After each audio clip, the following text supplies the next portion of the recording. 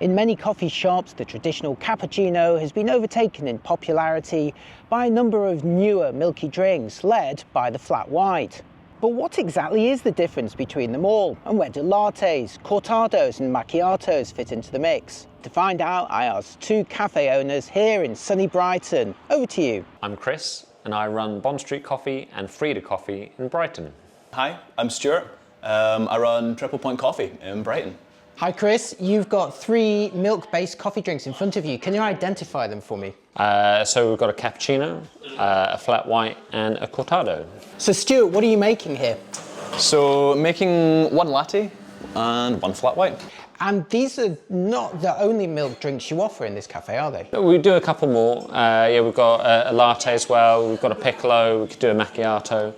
I noticed that on your menu, you quite uniquely say, just ask and we will make any black or any white coffee. So what white coffees do you offer here? I think a lot of people have different names for all the different drinks. So I was trying to avoid falling into the trap of writing a big list like espresso, long black, americano, latte, cappuccino. Because the names for these drinks vary in different places, it's much easier for somebody to just tell me what they want so I can interpret that and make them the drink that they're after. I would also rather that people walked in and engaged with whoever was working here rather than taking a minute to read through a list. Looking at these three coffees here, the biggest difference would appear to be their size, is that right? I think more or less that is the difference now, particularly in specialty coffee. Is there a standard cappuccino size or flat white size? There is no standardization at all. And a huge amount of variation across the industry. So sizes do vary between cafes, but one rule is the same, which is the biggest milk coffee drink? Would that be a latte or a cappuccino? So in my opinion, a cappuccino and a latte should be the biggest and they should be a similar size. So I offered a latte, I guess, would be the largest. Because a cappuccino would have more foam, making the actual drink itself smaller, even though those are in the same cup. They have the same amount of coffee, the same total volume, but the cappuccino has a bit more foam. So a cappuccino is foamier milk and a latte is flatter milk. So we're mostly talking about cappuccinos and flat whites in this video. So between a cappuccino and a flat white here, the flat white would be in a slightly smaller cup. So I would use a 6-ounce cup for a flat white, and I would use the 8.5-ounce cup for a cappuccino.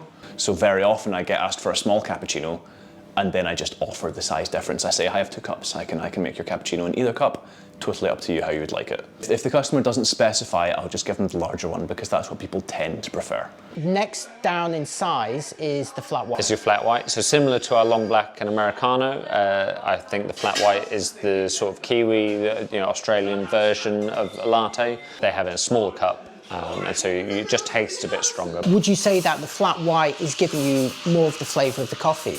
Yeah, I would say so. Yeah. So you're going to get more milky flavour in a cappuccino and more coffee flavour in a flat white. So the actual strength of them is the same in terms of the caffeine hit and what you'll get from that? Here in Bond Street, you get the same amount of espresso in each, including the lattes. It'll all do the same thing. It will wake me up the same amount, but one will taste a bit stronger. Is there a difference in the preparation of the milk? Is one foamier than the other? Yeah, very slightly. I think there is a bit of crossover in terms of what I could define as a latte or a cappuccino. We don't make dry cappuccinos as standard. What does that mean? So that essentially refers to possibly what people might consider to be a traditional Italian cappuccino, where the milk has been stretched past the point that it really wants to be stretched. So the milk becomes quite bubbly. You'll see a lot of large bubbles, not silky microfoam, and also you will lose the emulsion. Often the foam sits on top of liquid milk rather than being kind of semi-combined. Is there not also a difference between a cappuccino and flat white depending on the shape of the foam? I think there should be. I love a cappuccino that sort of bulges out the cup a little bit. Again, I think in modern specialty where baristas love pouring latte out, I think cappuccinos have got flatter and flatter. I don't think they are as foamy. Because of the time taken to do that art. Yeah, I think baristas like doing latte art, and so I think to really get that foam, your latte art suffers a little bit to get that kind of bulge. But I do love a cappuccino that is bulging. I workshop in London.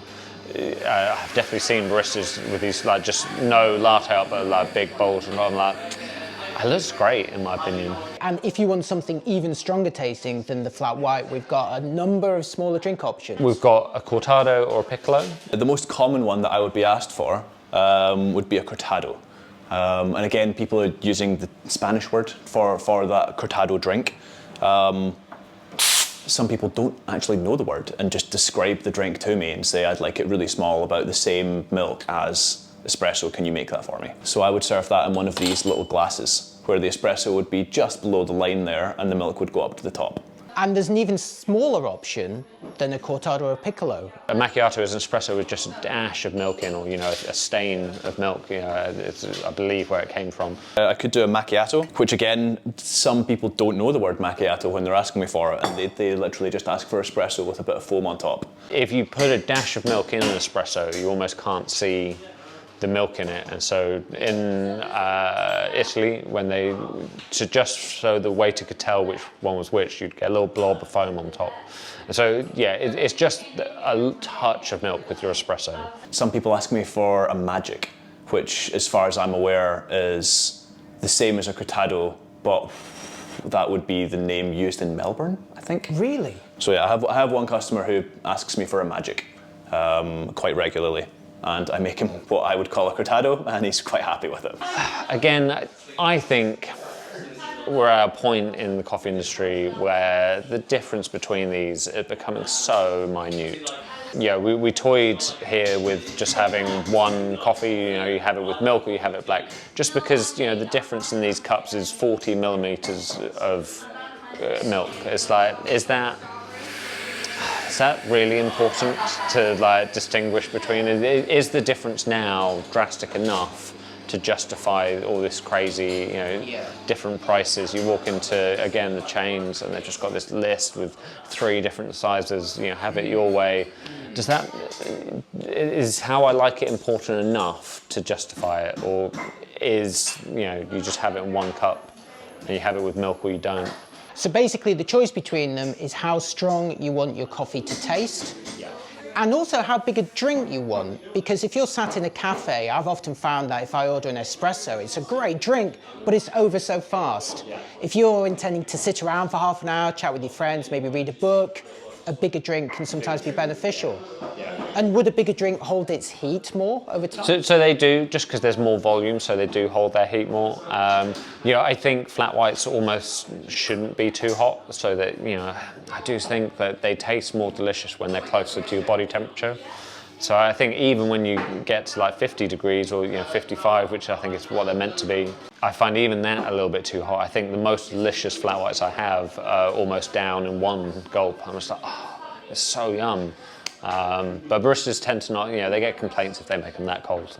But I like my coffees really cold. So actually, when I was living in Australia back in 1999, my parents were drinking flat whites, but they were a bit different to the flat whites that we're used to seeing today. They weren't shrunk down to this 6-ounce size. They were actually larger latte-sized coffees, just with a little bit less foam. Which is the best seller in your cafe? The flat white by a long way. And I didn't even get us down to Cortado, because It's barely ordered. Only hipsters that have gone to Spain and ordered them. My mum orders a Cortado. Yeah, well, she must have been Spain. I don't understand why Cortados exist. I like them, but they're over a bit too fast. I think I don't think they're much better than a flat white made in places. Do you know what I mean? I think this have it your way. I don't know where this has come from the chains that you can have 3 different. I like it like this. I like it like this. It's like, Just go have a coffee somewhere. Is there too much choice now? There's too much choice. 100% there is, yeah. What's the most popular white drink here? Do you sell more flat whites than you do cappuccinos? Yeah, I sell far more flat whites than anything else. What's the sort of ratio we're talking about? I actually don't get asked for cappuccinos that often. I'll get asked for flat whites and I'll get asked for lattes. And cappuccinos are certainly the least common of those top 3 white drinks. You can go to a cafe 3 doors down and it might be that their most popular white drink is a cappuccino. That would not surprise me at all. If you had to get rid of all of these drinks, you could quite easily run it just on flat whites. I've thought about it a lot of just having one size of cup. In fact, I used to own the cafe that did. We had one size of cup up on Lewis Road with my friend Tom. We had a 6-ounce cup. That's all we had. And if you had a latte or Americano or a flat white, you served them the same drink. It all came in that. If they went, could we have a flat white latte and cappuccino? You go, of course. I brought in 3 milky drinks all in the same cup. As soon as you put a menu up there saying we have milk or we don't have milk, people get really intimidated by you not having a list of latte, cappuccino, flat white. People like the list. So yeah, so here in Bond Street, we've got the list of coffees. And we have different cups, and we know how we make them, but we have one price. Whether it's right or wrong, all of these drinks cost the same amount. Even though this one will cost you more to make because it's got more product in it. This one has more product in it, but it is 40 mils more milk. And when baristas make a flat white, they steam about that much anyway and waste a little bit. Right. So I've gone, actually, the cost price between these in my cafe, I feel, is negligible in the cost of the product. Now, Stuart, your cafe is based in Brighton, which has got a large vegan population, so alt milks are very popular here. I wanted to ask, what sort of ratio of dairy to alt milk do you serve here? We're about half and half. I think I sell slightly more dairy milk than I do oat milk. Okay. But I used to work 30 seconds in that direction, and I sold more oat milk than I did dairy. Just because it was a different cafe with a slightly different clientele. So we have 2 here. We've got oat milk or coconut milk. Again, I would just have oat milk. I'm not sure where this industry has gone, where you can have 3 different sizes of each cup and then you need to have 5 different milk options. Even having coconut milk, I'm like, that's too many options. Like, let's just have a coffee. Maybe people will go, oh, you need to cater for more people. But we've got oat milk is gluten-free and it's vegan. So I don't know how many more people I need to cater for here. It's nut-free. I have 1 milk, but people like coconut milk. Well, particularly between dairy and non-dairy, I think a lot of our drinkers drink non-dairy, particularly in Brighton and the lanes. We get through a lot of non-dairy milk. I think more people drink oat milk. A lady asked me the other day, she was like, oh, coconut milk, is that nice with coffee? And I was like, oh, really? No, I've got it in case people need it for some reason, or if it's gluten-free oat milk, but maybe you don't like the taste of oat milk. But it's not as delicious as black coffee is. But then again, maybe that says more about me than it does about the person who wants coconut milk. So you're serving more oat than dairy? More non-dairy than dairy? Yeah, oh yeah, for sure. Is that unusual because Brighton's got a big vegetarian population? I think it's a very Brighton thing, having non-dairy milk. I mean, I drink non-dairy milk, which is why I've not drunk any of these, because they're all dairy. I will drink them for you. Yeah, we'll have people drink them. But yeah, I think oat milk is just a big thing, but I think when you step away from Brighton, it isn't as much of a thing, I think. If you're going into a cafe and you're ordering a white coffee, what do you want to drink? I would usually have a flat white if I am getting a milky drink in a cafe, but I do have to say that's quite rare for me. Maybe once every 6 months. Rare for you to go to another cafe, or rare for you to order a milk drink? Rare for me to order a milk drink. Also, I don't go to as many other cafes as I would like to because I work in this cafe all the time. So when I do have a day off, I might try to avoid coffee. Fair enough. Well, you do at least work in one of the nicest cafes that I've visited. Well, thank you. So thank you very much. No, thank you. Controversial opinion now. Do you like a sprinkle of chocolate on top, or? I see why people like chocolate on their coffee, but I think it detracts from the coffee. I think in a shop like Bond Street, where we've got 3 different single origins for you to try, the product for me shouldn't be whether you're having chocolate or not. It's like, you know, do you like putting sugar on it? Well, yeah, like, of course I do.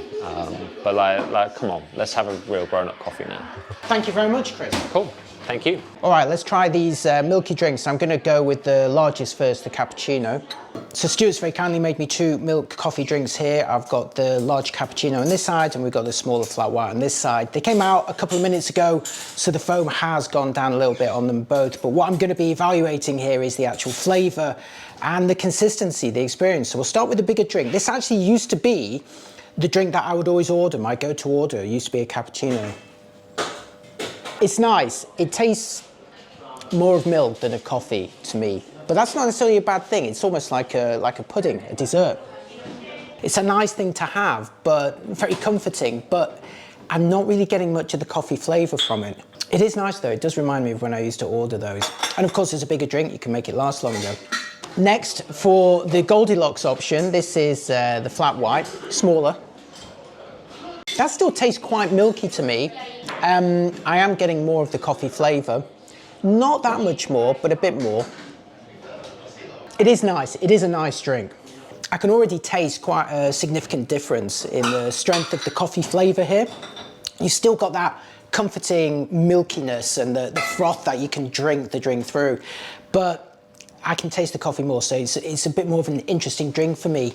And as for my own milk coffee journey, I went from a cappuccino to a flat white, and now when I order a milky coffee drink, I normally go for a cortado, an even smaller measure. And finally, I've got the Piccolo, or the cortado, the smallest of them. Now, that for me is the best one, because I can really taste the coffee. I'm getting more of the coffee personality here. But I'm still getting the kind of treat, that reassurance that you get from the embrace of the milk. I think I like that one best of all, although it is obviously the smallest of these 3 drinks, so it's the one that you're going to finish the fastest. I guess I just need to order more of them. Anyway, cheers. So there you have it. The major difference between all these white coffee drinks is the amount of milk in them, but the type and quantity of foam also plays an important role. Which only leaves me to ask you, which is your favourite type of white coffee drink, whether you're making it at home or ordering it in a cafe? And has this video persuaded you to perhaps try something different next time? Thanks again to Chris at Bond Street Coffee and Stuart at Triple Point Coffee, both fabulous cafes in Brighton, so you should check them out next time you're in this part of the world. And thank you to you for watching. If this is your first time on this channel, please do check out some of my other videos here, including reviews of my favourite cafes from around the world. Right, I think I'm off for a coffee myself now. What shall I order? I'll see you next time. Bye bye.